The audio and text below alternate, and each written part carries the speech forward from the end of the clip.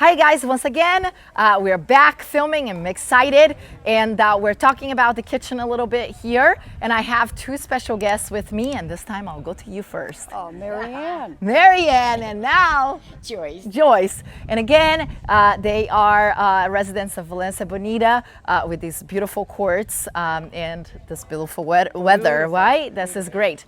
But anyways, one thing that comes up a lot is about, I get questions all the time about when is it a fault? And why is it that even in tournament play, when you are watching at home, because very frequent watcher of matches, and oftentimes the question that I get, oh, you got called a fault in this particular match. Why did it happen? Why did you get called a fault? Well, let me explain some of them to you, so the next time you watch, you understand why.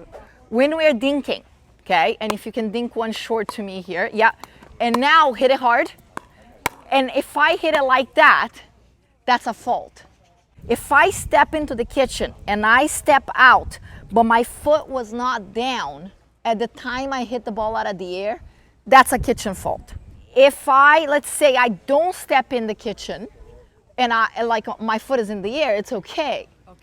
It's just that it's because I stepped into the kitchen. I touched the kitchen, so therefore both feet need to be established outside of the kitchen before I can hit it again.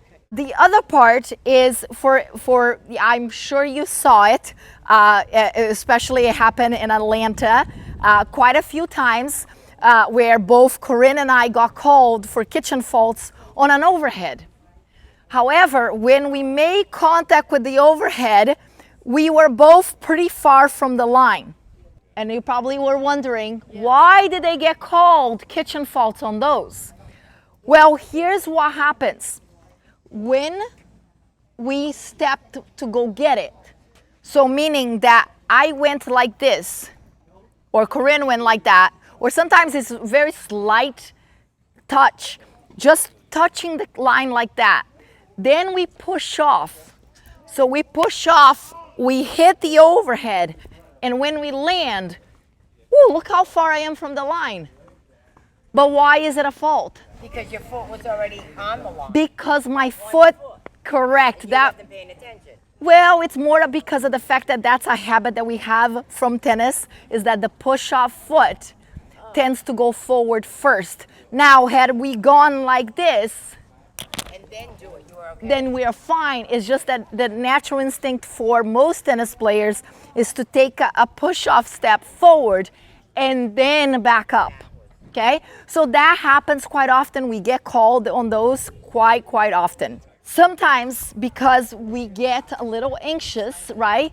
We do that little stutter step, and then I love seeing it in tournaments when people say, but my foot is not even close to the line after they hit.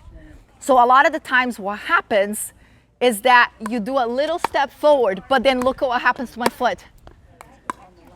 But after, correct, but what happens is I hit, again. But then I take my foot back. So oftentimes, especially when people are going to the ball, they will hit the ball and then their foot goes behind the line. So that's a little stutter step that you take, but then you don't realize that when you made contact with the ball, your foot was at the line. After, if your foot is behind the line, it doesn't matter. Right. It's at the time that you made contact with the ball that it matters. So again, paying attention to those. I have one more for you. This is an interesting one, and happens.